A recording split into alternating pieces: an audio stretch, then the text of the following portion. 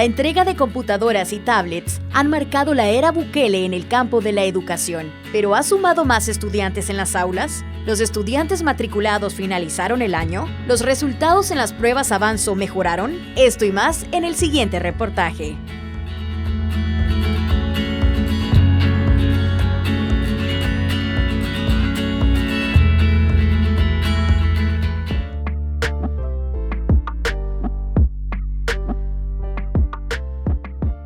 El primer acierto de este gobierno ha sido el de dotar y entregar computadores y laptops a los estudiantes de todo el país, desde primer grado hasta último de bachillerato. Pienso yo, ¿verdad?, de que si se les da una herramienta, un equipo informático, pero que se nos también dé el anexo, que en este caso es una conectividad a Internet. Tenemos los mismos problemas del pasado, el problema de la caída de matrícula en tercer ciclo. Hay menos estudiantes en el sistema educativo.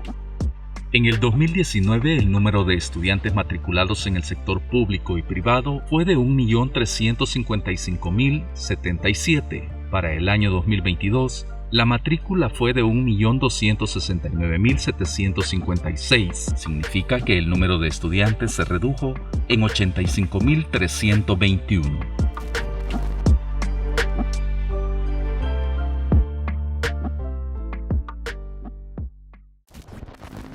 La mayor caída de matrícula entre 2019 y 2022 fue en los niveles de tercer ciclo, bachillerato y en básica nocturna. ¿Cuándo comienza a cambiar la situación de seguridad? Prácticamente a partir del año pasado, del 2022. ¿Qué relación tiene delincuencia con baja matrícula de estudiantes? Si los alumnos, por algún motivo, el cambio de domicilio, por ejemplo, de los padres, ya estos alumnos en el nuevo centro de estudio, ellos vienen acá a pedirle el DUI, y si el DUI dice que son del lugar donde impera la otra pandilla, aquí pueden hasta asesinar. En Zacatecoluca imperaba una pandilla. Pero del lugar donde yo trabajaba, y diré el nombre, San Luis Talpa, imperaba otra.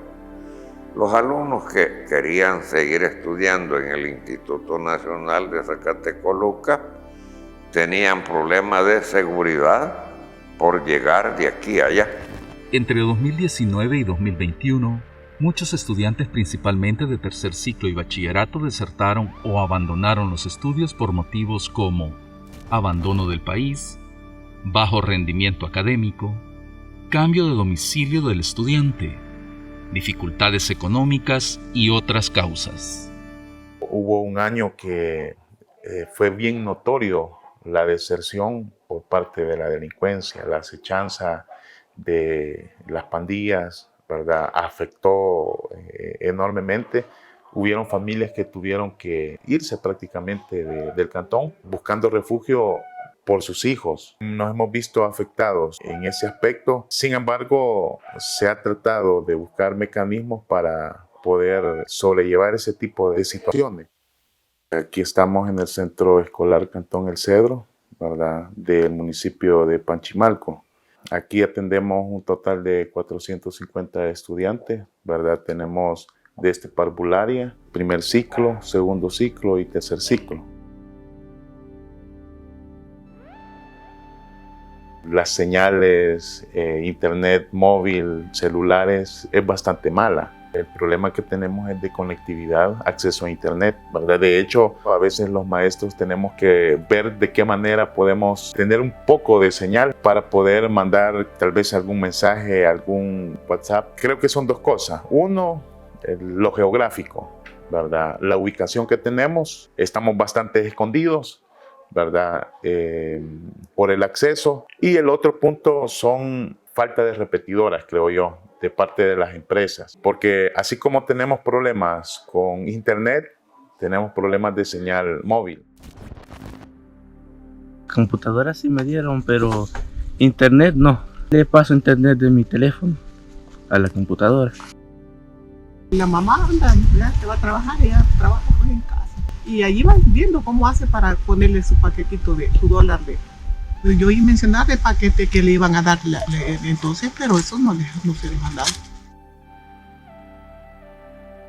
Pero los centros escolares siguen igual. El 30% de los centros escolares que tienen internet son los que lo tienen ahorita, y de ahí no hemos avanzado más con otros centros escolares. Hubo una promesa con alrededor de 380 centros escolares de dotarlos de internet, que eran parte del proyecto Fomilenio 2, pero a estas alturas muchos centros escolares de esos 380 no les llegó, no los dotaron de internet. Luis inició quinto grado. Es de los más de 400 niños y niñas del centro escolar Cantón Los Cedros en Panchimalco. Durante el año 2022 no tuvieron acceso al paquete de internet gubernamental, pese a contar con una computadora personal. Para este 2023, el centro escolar espera la dotación de un nuevo lote de tablets y computadoras, pero nuevamente sin internet.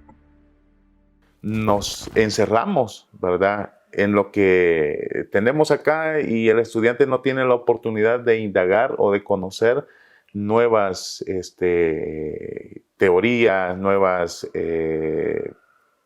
posiciones o una mayor aportación, ¿verdad?, al conocimiento también del estudiante. Una cosa es entregar computadoras, otra cosa distinta es el acceso a internet, y otra cosa muy distinta es el uso educativo de las computadoras.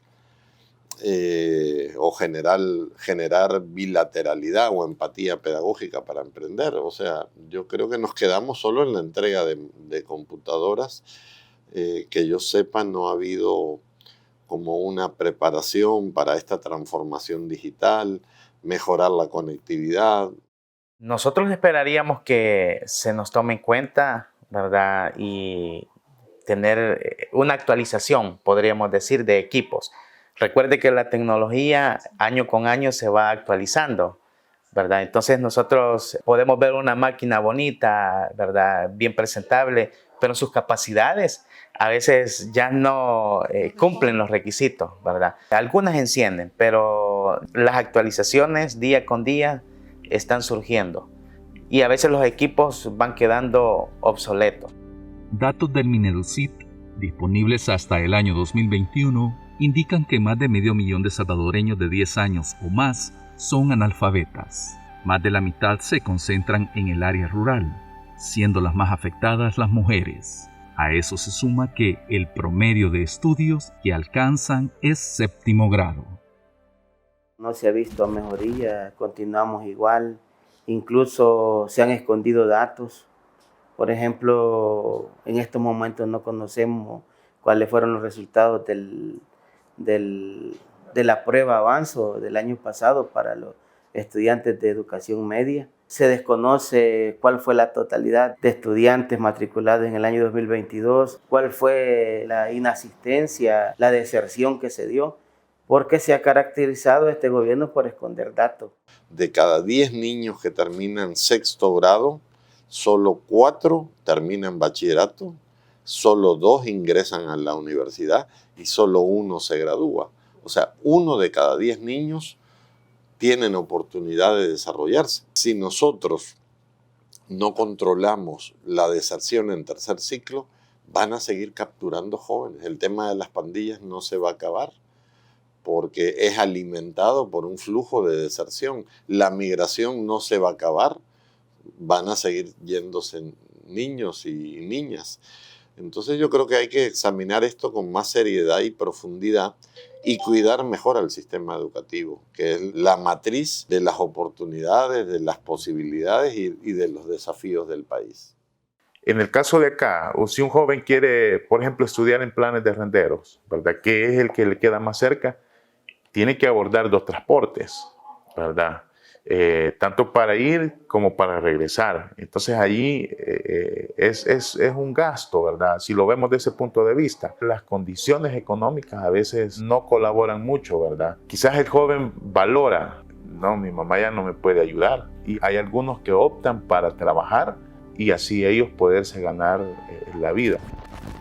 En el diario oficial con fecha 13 de julio de 2022, Se informa el cierre de 3 centros educativos rurales, 1 en Santa Ana y 2 en Sonsonate. En términos generales, Costa Rica nos lleva una ventaja, digamos, desde hace muchos años. Ellos invierten 8%, quizás actualmente hasta más, 8% del porcentaje del PIB en educación. Es un país que no tiene ejército y que toda esa inversión que se podría ir en armamento, en seguridad, se va para el sistema educativo. El Salvador está, digamos, cuando uno ve los resultados de la prueba TERCE, uno ubica fácilmente Costa Rica en primer lugar, Panamá en segundo lugar, El Salvador compitiendo con Honduras y Guatemala, y en el lugar más bajo Nicaragua. Esa es la realidad regional que tenemos. En diciembre del 2022 también cerró el centro escolar Dr. Sergi Reynaud de la Ferrier, ubicado en la colonia Escalón, el cual era administrado por miembros de la Iglesia San Pablo. El gobierno tuvo conocimiento de lo que ocurría ya que el Ministerio de Educación financiaba la plaza de algunos docentes y el alquiler del inmueble. Sin embargo, el Mineducit solo ofreció el traslado de los docentes a otras escuelas. A los alumnos y padres de familia no les ofreció opciones para que la escuela continuara operando en otro lugar o construir su propio local en la misma zona. Por ejemplo, allá al otro lado hay un previo de la alcaldía que lo toman como parque, pero ahí digo yo de que haciendo una escuelita sí cabe, como, por ejemplo, desde kinder hasta noveno. Proyecto que anunció de reconstruir las más de 5.161 escuelas, que nosotros hemos cuestionado ese ofrecimiento. Creemos que no lo va a lograr, primero porque no tiene los fondos para invertir en semejante cantidad de dinero. Habla de $200 millones. El gobierno en sus finanzas está básicamente quebrado. Hay alrededor de 72 centros escolares que están intervenidos y que se ha paralizado la reconstrucción de esos centros escolares. Unos niños están estudiando en Italia, otros en La Concha, otros que en Corazón de María, y no es como que estuviéramos como antes en la escuelita, sí los ha perjudicado bastante, porque nosotros no podemos estar yendo a dejarlos, tenemos que pagar transporte para que ellos se puedan ir. Lo primero que hay que destacar es que hay 4 planes, ¿verdad? Hay un plan inicial que fue el plan Cuscatlán. Después se hizo otro plan, el plan Torgós, después apareció otro plan con apoyo de la cooperación y después el plan Mi Nueva Escuela. O sea, ahí hay un problema de fondo, de planificación, de prioridades. Yo tengo alrededor de 6 periodos más o menos presidenciales que he visto pasar desde que soy docente y la mayoría pues solo es política partidaria, solo es propaganda. Pero en realidad no les interesa el tema educativo. Los presupuestos escolares los depositan casi cuando ya ha finalizado el año escolar, allá por el mes de agosto, septiembre. Tan groseros fueron que presupuestos escolares se depositaron ahora en diciembre. El año escolar pasa uno desfinanciado. Según el gremio docente, el año lectivo 2023 ha iniciado con el despido de los maestros hora clase, con el cierre de salones que no alcancen a llenar el cupo mínimo de 28 estudiantes, con escuelas con infraestructura en riesgo y con una planilla que ronda los 13.000 maestros en edad de jubilarse, pero que se mantienen en las aulas por las bajas pensiones, pese a la reciente reforma provisional. Mientras esto ocurre, el presidente anunció en cadena nacional la apertura de la megacárcel. Los políticos no les interesan una ciudadanía crítica y pensante, porque esos son los que cambian las cosas. Cuando uno examina, lamentablemente conviene mantener esto así, y así funciona y se va creando como un círculo vicioso. Entonces no hay mayor preocupación por las políticas educativas.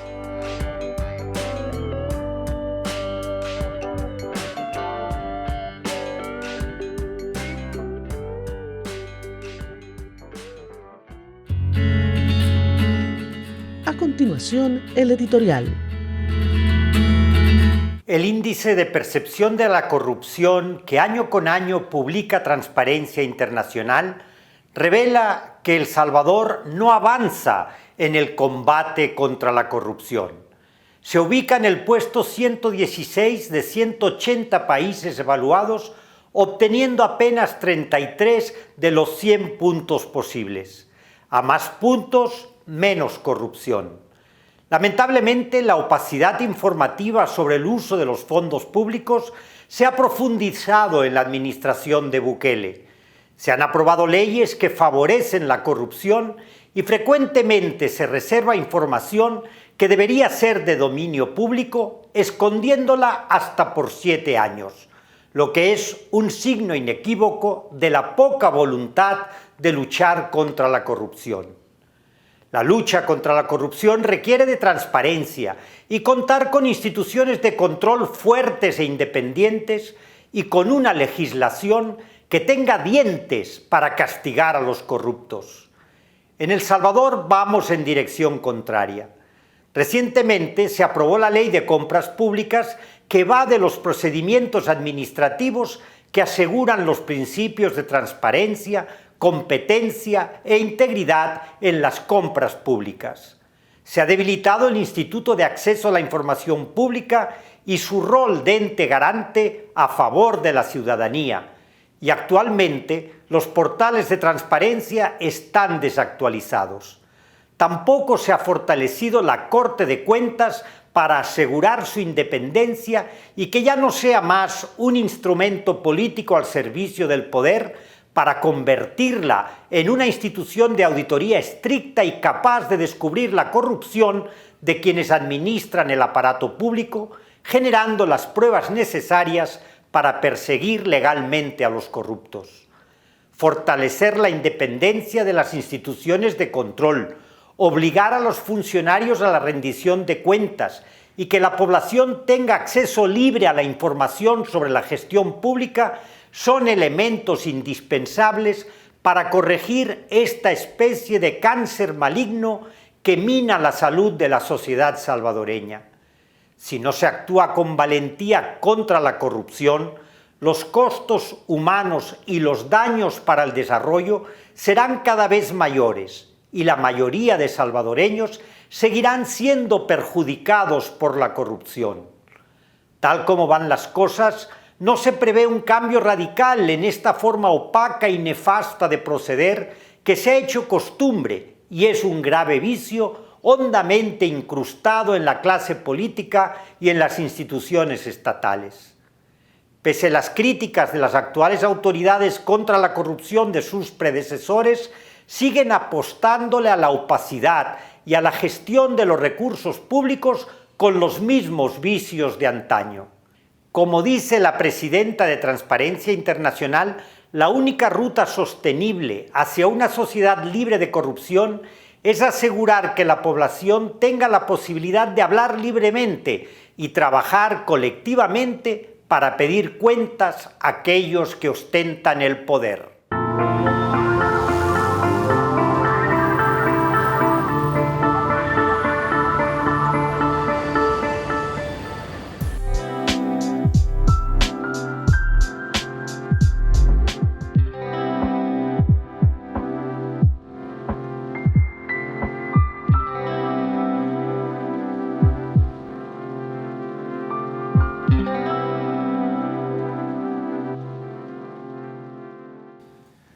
Bienvenidos a la entrevista. Hoy nos acompaña Zaira Barrera, ella es catedrática e investigadora del Departamento de Economía de la UCA. Con ella vamos a conversar sobre la nueva Ley Integral de Pensiones de El Salvador. Bienvenido a la entrevista, Zaira. Gracias por la invitación. Desde el área económica, ¿cuáles podrían ser o son los señalamientos que usted hace sobre esta nueva Ley Integral de Pensiones? Bueno, yo creo que es importante primero señalar que en el tema de pensiones confluyen diferentes aristas de la vida económica. Una de ellas es, obviamente, la protección social al que tenemos derecho todas las personas, pero también confluye, en el caso específico de El Salvador, la arista fiscal y también, obviamente, hay otra dimensión más financiera y más actuarial. Por lo tanto, el sistema de pensiones se puede ver como desde diferentes ángulos. Y en este caso, dentro de las valoraciones más salientes que yo creo que es importante tener frente a esta ley integral de pensiones que fue recientemente aprobada, lo primero es que adjetivo integral hace pensar en una reforma más radical de lo que en realidad se trató, porque no es integral en el sentido de que no ha cambiado en lo sustancial los elementos definitorios del sistema. En primer lugar, sigue siendo un sistema de cotización individual. Cada quien, dependiendo su ahorro, así podrá eventualmente tener derecho a una pensión si cumple los requisitos. Y también se mantiene el aspecto de que nuestros ahorros son administrados por empresas privadas, en este caso las administradoras de fondos de pensiones. Entonces, esos dos pilares no han sido cambiados, por lo tanto, el carácter de integral queda en entredicho. Otro elemento que hay que tener en cuenta de la última ley aprobada en diciembre es que no fue en general consultada con la clase trabajadora.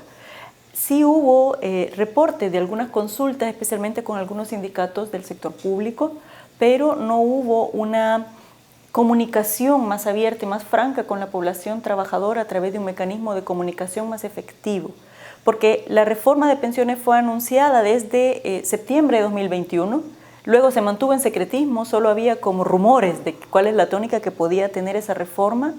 Finalmente fue retomada a finales del año pasado, y aprobada casi, poco tiempo después. Entonces no hubo oportunidad para que la clase trabajadora conociera el contenido de esa ley.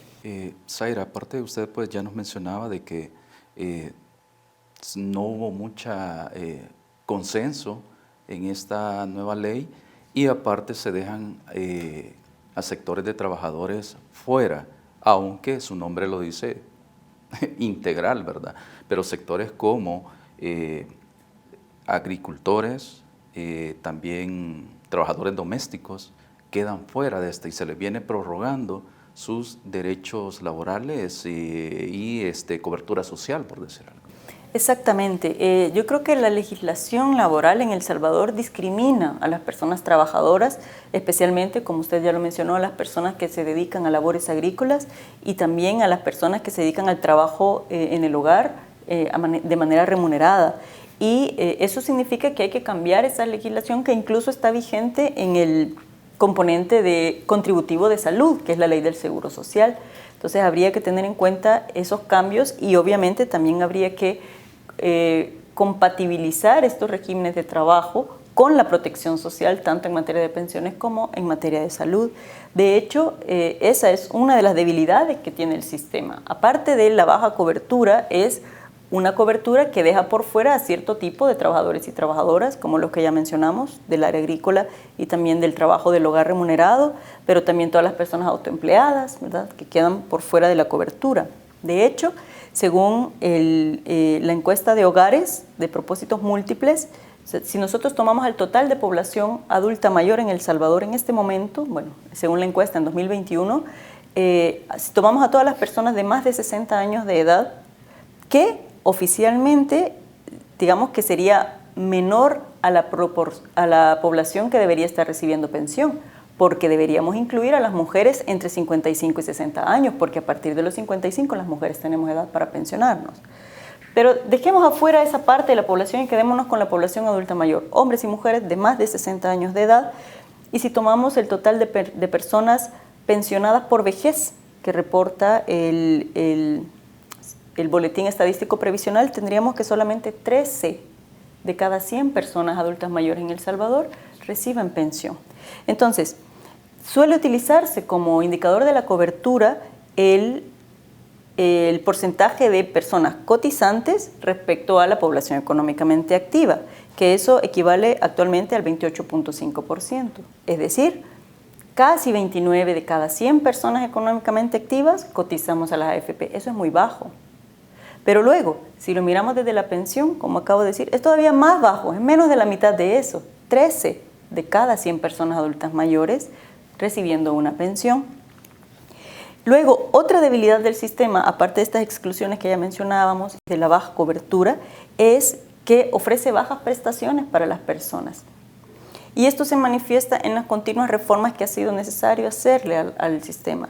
La primera de esas, relacionadas con las bajas prestaciones, se hizo en el año 2003 con el decreto 1217 y en la creación de los certificados de traspaso complementarios, y luego en la reforma de 2006 con el decreto 100 para que las personas que tenían la opción de haberse pasado a las AFP y se pasaron, para que pudieran tener una pensión equiparable a la que habrían obtenido en el sector público si se hubieran quedado, y que además esa pensión fuera vitalicia.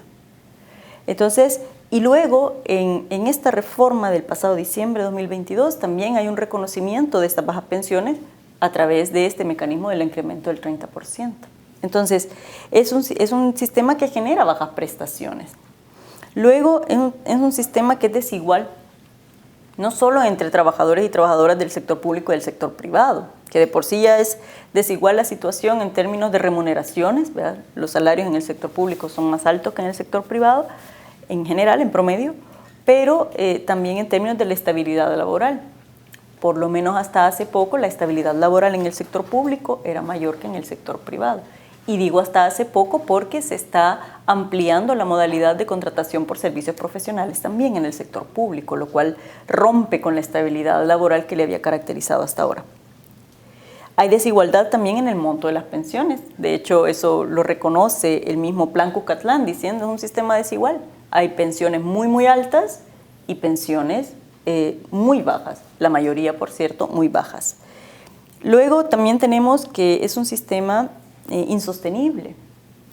Para hablar con más detalle de esta insostenibilidad, o para hablar de manera más rigurosa, deberíamos tener acceso a la evaluación financiera actuarial que se hizo en esta pasada reforma, pero pues ha sido declarada información reservada. Entonces no sabemos cuáles son las cuentas que se hicieron, pero una muestra fehaciente de la insostenibilidad del sistema es que tenemos modificaciones recurrentes.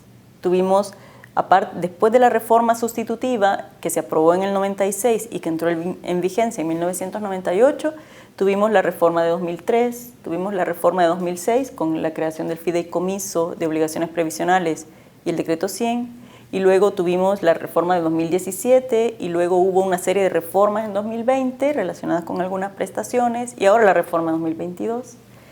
Entonces eso es una muestra también de que hay que continuamente estar ajustando cosas. Zaira, específicamente en 1998, cuando entra en función el nuevo sistema de pensiones, ¿verdad?, que pasa de un sistema de reparto a un sistema individual, desde esa fecha acá, pues, así como el mismo Departamento de Economía de la UCA ha venido haciendo señalamientos a estas debilidades en el sistema de pensiones. ¿En qué recae esta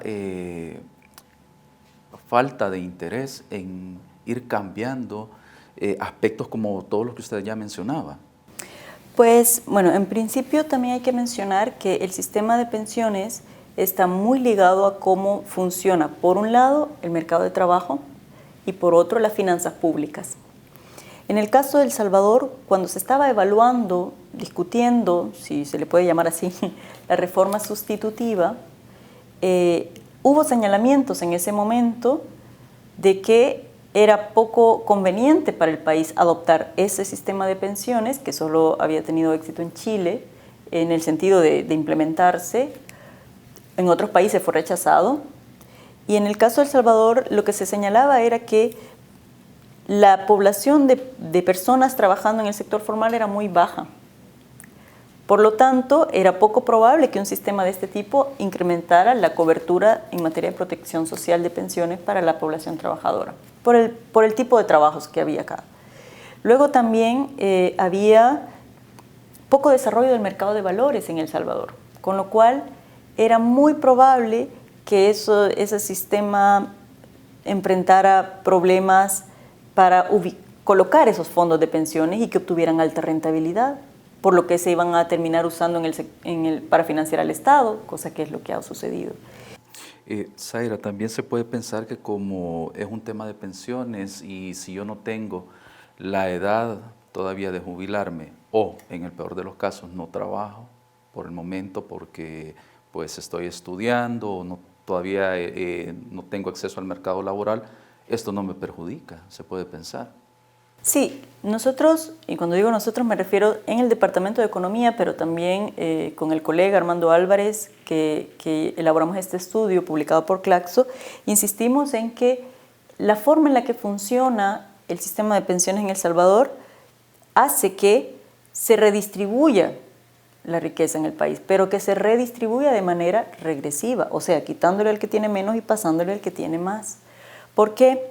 Porque, como ya mencionaba, el sistema de pensiones está ligado a la deuda pública. Y la deuda pública la pagamos todos y todas cada vez que pagamos impuestos. De hecho, los impuestos que pagamos con el IVA, por ejemplo, o el impuesto sobre la renta para las personas asalariadas, que difícilmente podemos evadirlo y que está bien, es decir, pagamos nuestros impuestos y pagamos también impuestos indirectos y esos impuestos finalmente los usa el Estado para responder a sus obligaciones, dentro de las cuales está el pago de la deuda vinculada al sistema de pensiones. Un sistema de pensiones que, como ya mencionamos, da cobertura a una parte pequeña de la población trabajadora activa y sobre todo de la población adulta mayor. Entonces, ¿nos debería importar a todos y a todas el tema? Sí nos debe importar, porque cuando demandemos bienes y servicios del Estado, cuando demandemos que el Estado, por ejemplo, procure un mejor sistema de salud, un mejor sistema en calidad y en cobertura, que procure más beneficios para la población adulta mayor, más allá de la pura pensión, porque lo que necesitamos en ese momento de la vida no es solo ingreso, sino que necesitamos servicios de calidad y por ejemplo, transporte especializado para personas adultas mayores, por ejemplo, acceso a un sistema de salud que pueda atender las enfermedades propias de esa etapa de la vida, que haya atención, medicamentos. Es decir, va más allá de solamente la pensión. Pero si el sector público, si el Estado está financiando el sistema de pensiones con una parte de los recursos del Estado, entonces va a tener menos recursos para invertirlos en cosas que pueden beneficiar y que van a beneficiar a toda la población, adulta mayor o no. Zaira, la Ley Integral de Pensiones pues cerró la posibilidad de que los trabajadores puedan retirar su 25% de ahorro. ¿Cuál es la reflexión que usted puede hacer sobre esto? Sí, bueno, desde el decreto 787 aprobado en 2017, ya hubo, hacíamos señalamientos con otros colegas con los que estudiamos el tema de pensiones, que nos interesa, que estamos pendientes, entre ellos, por ejemplo, Carlos Argueta, y lo que mencionábamos era que abrir esa puerta era, en cierto sentido, desvirtuar el sistema de pensiones, porque precisamente la idea de estar ahorrando en el presente para las pensiones era justamente eso, ¿no? Entonces, habilitar este 25% en realidad es dudosa cuál fue la intención que hubo en su momento, aunque el alegato fue beneficiar a la persona trabajadora, beneficiarle en el sentido de que tenga acceso a su propio dinero porque es su ahorro, etc. Entonces, me parece que ha habido como un doble discurso en este sentido, porque a la hora del anticipo se enfatizó el ahorro es individual, es mi dinero, yo puedo acceder a él y tengo derecho a acceder a él. Y esa es un poco la lógica que usaron algunas personas que retiraron el 25% y es comprensible, ¿verdad? Porque también hay que decirlo que los ingresos, la situación financiera de las familias, sobre todo a raíz de la pandemia, se erosionó y muchas de ellas pues vieron en ese anticipo una posibilidad de pues, soslayar las dificultades. Sin embargo, a la hora de tener las pensiones, por el monto de ahorro que podemos hacer, porque en general son ahorros bajos por nuestro monto de salario, al final lo que sucede es que ganamos el derecho a una pensión que nos dura cierto tiempo con nuestro propio ahorro, pero luego recae sobre el fondo común, que es la cuenta de garantía solidaria. Entonces, es un sistema que enfatiza en el carácter individual del ahorro, pero que funciona en el componente colectivo, porque por los bajos ingresos que tenemos, difícilmente podemos financiarnos 20 años de una pensión que sea el 70% de nuestro salario. Es difícil. Entonces, si en caso lo logramos, de todos modos, y si vivimos más de 20 años, eso va a recaer sobre el componente colectivo. Entonces, me parece que eso forma parte de las contradicciones de este sistema, también para con las personas que somos cotizantes, ¿no? Es decir, usamos este fondo a título individual porque tenemos derecho a él, porque es nuestro ahorro, pero luego también el goce del derecho de la pensión también recae sobre un componente colectivo. Según estimaciones de la Superintendencia del Sistema Financiero, según los datos de la Superintendencia del Sistema, por lo menos hasta noviembre de 2020, hasta diciembre de 2020, la última actualización, un poco más de 50.000 personas habían hecho uso de esta cláusula del anticipo.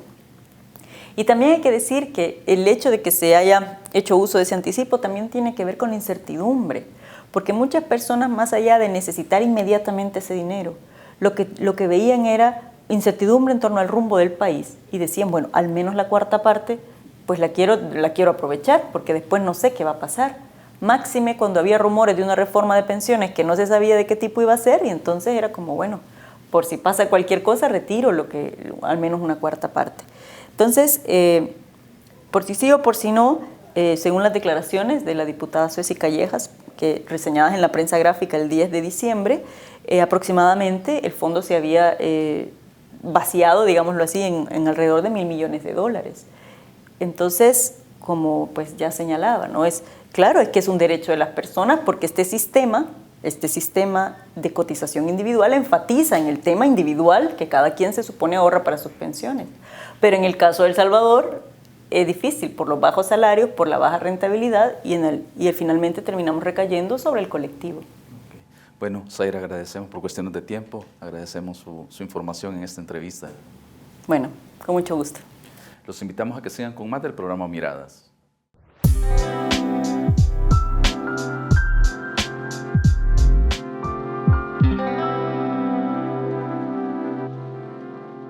La cultura maya y náhuatl pipil son parte de nuestra historia salvadoreña, nuestras raíces, nuestras costumbres y tradiciones.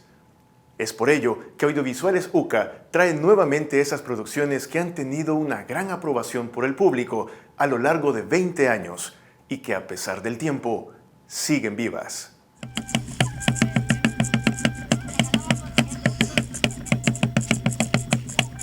A lo largo de la historia han existido civilizaciones de gran importancia.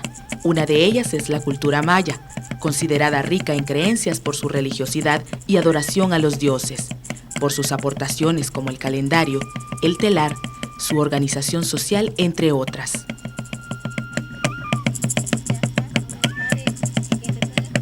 La civilización maya nació en el año 1500 a.C. y se extendió en gran medida sobre el territorio de México, llegando hasta el área centroamericana.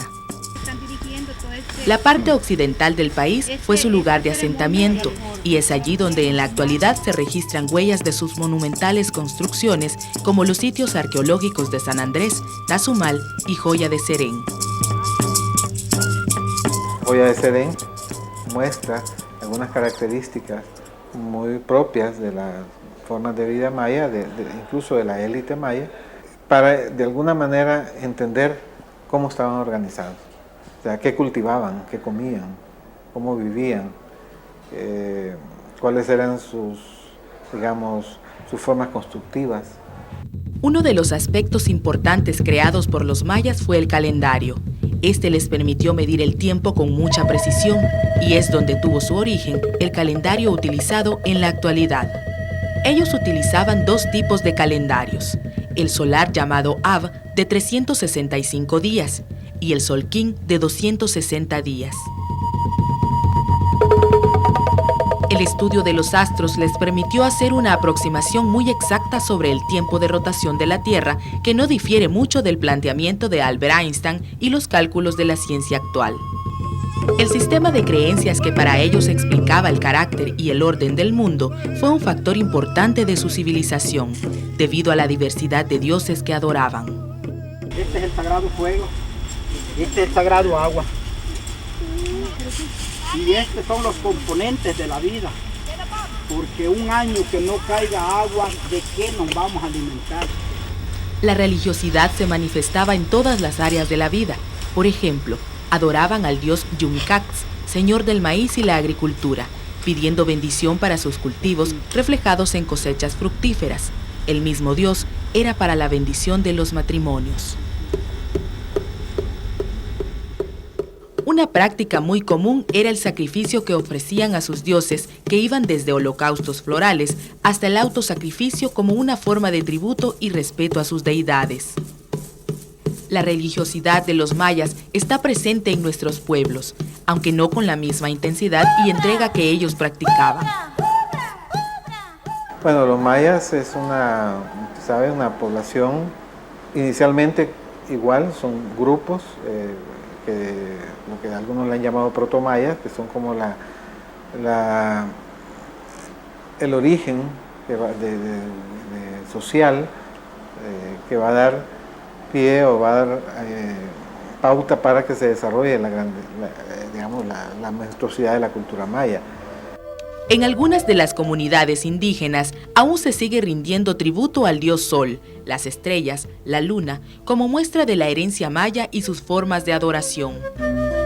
Los mayas han pasado a la historia como un pueblo dedicado a la religión por su fidelidad a los dioses, en la ciencia por sus notables aportaciones con el estudio de los astros y en las matemáticas por ser los primeros en agregar el cero en sus cálculos.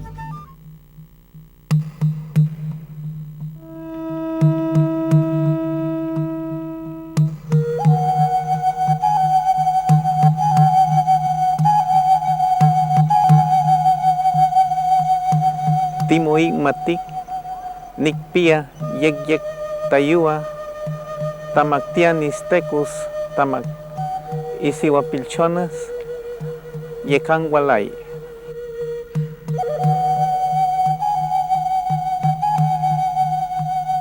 La cultura náhuatl pipil en El Salvador ha jugado un papel muy importante por sus costumbres, creencias y tradiciones que han caracterizado a los pueblos indígenas del país.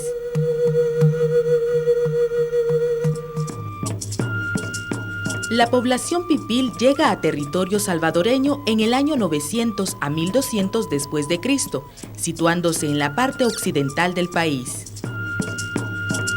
Incluso sí, en San Vicente, Tehuacán, es una población de las primeras migraciones pipiles o toltecas.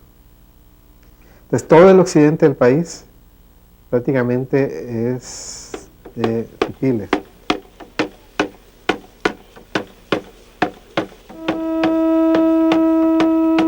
Grupos étnicos como los teotihuacanos y toltecas son los que dieron vida a los pipiles, al igual que a otros grupos unidos por el mismo lenguaje, el náhuatl. Bueno, los pipiles proceden de un tronco común, que son los náhuatl. El náhuatl es la cultura y es el lenguaje. Y de ahí se desprenden diferentes grupos étnicos. Por ende son miembros de ese tronco, náhuatl. Por eso se les llama náhuatl pipiles. El cabello negro y lacio, estatura media y un poco fornidos son algunos de los rasgos físicos que caracterizan a los pipiles, además de su piel morena, quemada por los rayos del sol debido al trabajo que realizan en la tierra como agricultores. Los pipiles eran agricultores, cultivaban el maíz. Este era la fuente principal de su alimentación y aún en nuestros días se considera así.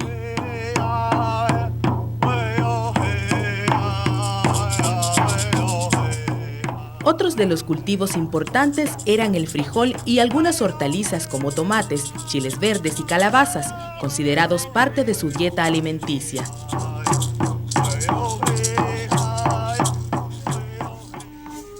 La manta y el algodón eran los materiales utilizados para fabricar su vestuario, muy sencillo pero muy colorido.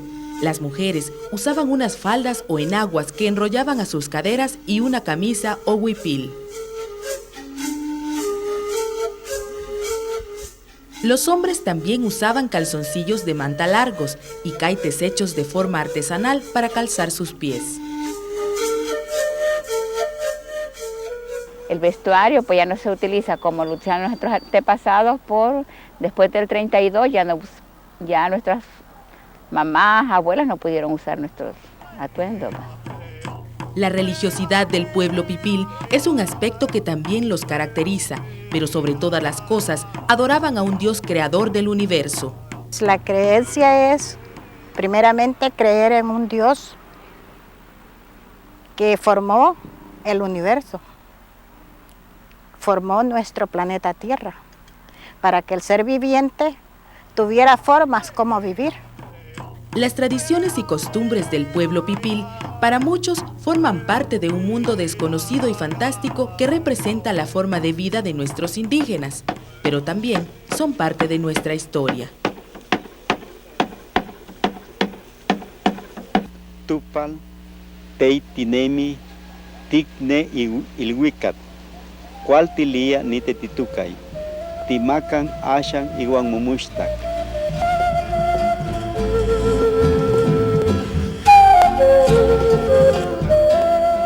Las creencias, costumbres, tradiciones y adoración a la naturaleza son algunas características de la cultura náhuatl pipil representada en la identidad de los salvadoreños. Según antropólogos, se cree que desde el año 1000 después de Cristo hasta la época de la conquista, la población pipil llegaba a 700,000 en toda el área centroamericana.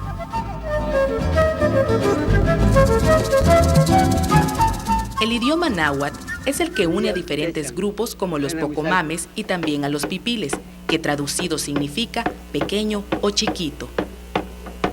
Encuentran que la población de acá hablaban similar el náhuatl.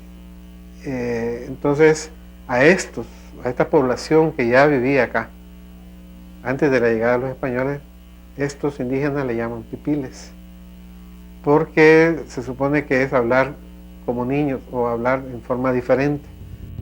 Los nahuapipiles también tenían su capital, y aunque a la fecha no hay datos exactos que indiquen dónde estuvo establecida, algunos antropólogos creen que fue en el ahora conocido municipio de Antiguo Cuscatlán. En la actualidad, una de las principales tradiciones de los nahuapipiles, que aún no han desaparecido, son las ceremonias que ofrecen pidiendo bendición para sus cultivos y por la sanidad de los pueblos indígenas. El objetivo de una ceremonia es, nosotros la acostumbramos para curar cualquier tipo de enfermedad, ¿verdad? Entre nosotros los pueblos indígenas curamos males artificiales y naturales, ¿verdad? Porque sí creemos que hay hechizos, como le dicen, ¿verdad? Y eso le sale a través del juego o con distintos materiales. Las ceremonias se realizan en altares especiales, donde se presentan ofrendas para los abuelos según las creencias del pueblo nahuapipil. Este altar sagrado es un gran abuelo para nosotros. Primero es que aquí se reciben poderes espirituales. Para nosotros los pueblos indígenas no son cuevas, para nosotros son los pueblos, los altares sagrados que nuestros volcanes hicieron estas erupciones y los dejaron esta enseñanza. Corazón del cielo, corazón de la tierra, corazón del aire y corazón del fuego. La creencia y adoración de los 4 elementos básicos de la naturaleza es un aspecto que se ha mantenido vivo a través del tiempo en los nahuapipiles.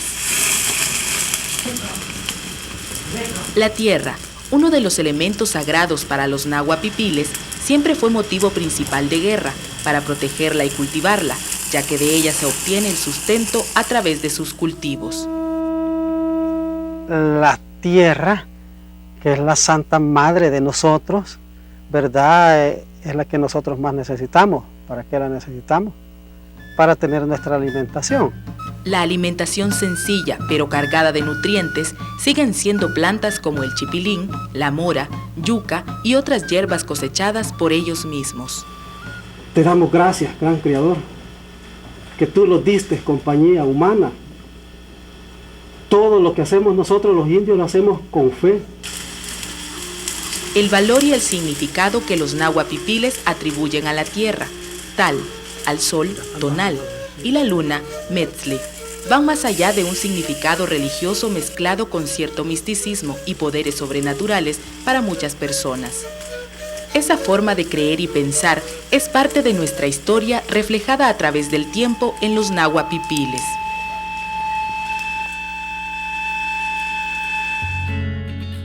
En Miradas, damos paso a la sección musical.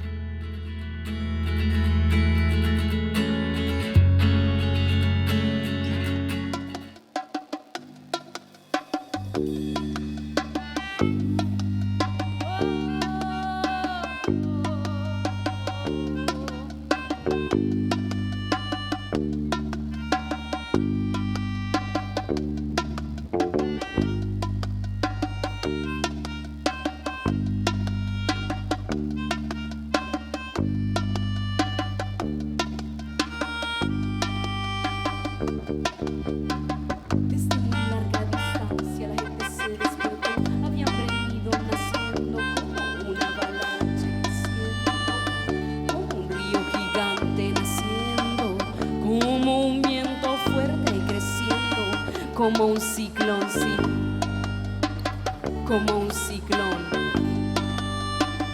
como un ciclón. Cuando la pudieron ver, no lo podían creer. Su cerebro les creaba una gran contradicción.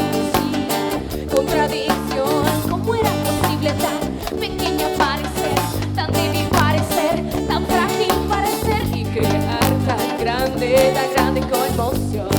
Conmoción. No podían entender porque nunca podrían ver que ella no era solo ella, era su madre, su hija, su hermana, su abuela, su pasado, que apoyaban su renacer. Ese gran estruendo lo causaba su mujer, tu mujer. Por eso es que cuando una habla es con la voz de muchas que callan. Por eso es que cuando una reacciona lo hace por muchas que aguantan y aguantan. La equidad debe llegar ya, la equidad hay que exigirla ya. No me digas lo que me debe tocar, que estoy viva y no quiero callar más. No me digas lo que me debe tocar, que estoy viva y no quiero callar más. Callar más. Cuando la pudieron ver, no lo podían creer. Su cerebro les creaba una gran contradicción. Sí, contradicción. ¿Cómo era posible tan pequeña parecer, tan débil parecer, tan frágil parecer y crear tan grande conmoción? Conmoción. No podían entender porque nunca podían ver que ella no era solo ella, era su madre, su hija, su hermana, su abuela. Que apoyaban su renacer. Ese gran estruendo lo causaba su mujer, tu mujer.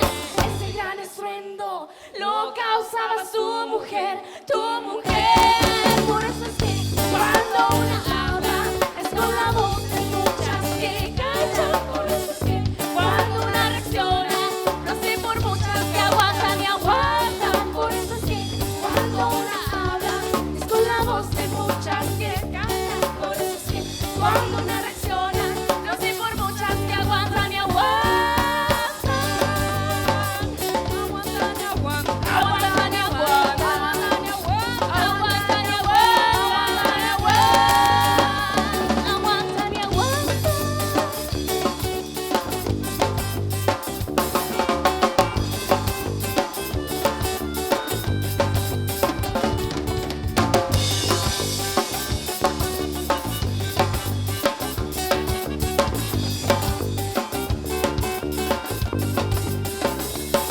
Por eso es que cuando una habla es con la voz de muchas que callan. Por eso es que cuando una reacciona lo hace por muchas que aguantan y aguantan. Por eso es que cuando una habla es con la voz de muchas que callan. Por eso es que cuando una reacciona lo hace por muchas que aguantan y